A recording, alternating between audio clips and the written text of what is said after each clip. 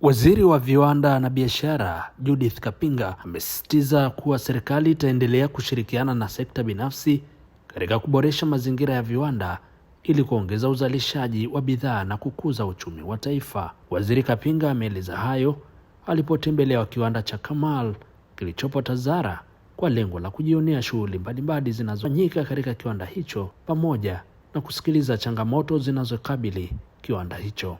Tukiwa tuna wawekezaji ambao wanawekeza zaidi viwanda, moja kwa moja inaleta tija kwenye uchumi, lakini inaleta tija kwenye ajira kwa ajili ya vijana wa Kitanzania.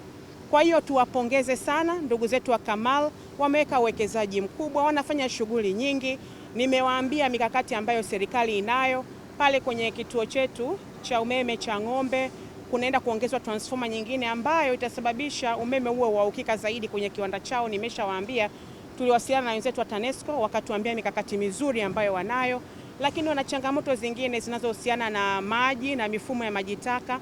Nimewaambia tutashirikiana na DAWASA, tutawafikishia DAWASA ili waweze kuwasaidia, na changamoto zingine pia zinazohusiana na ujuzi kwenye masuala yanayohusiana na kazi tumezizungumza.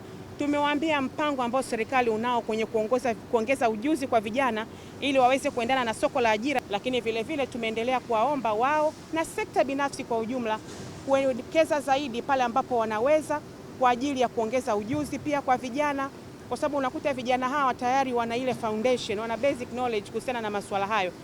We are again fully committed going forward, building more industry and building more capacity building in our country. And once again, I thank you very much for Honorable Minister sparing time, taking out time for her busy schedule and visiting us and encouraging us to going forward and giving us full of assurance and support to going ahead.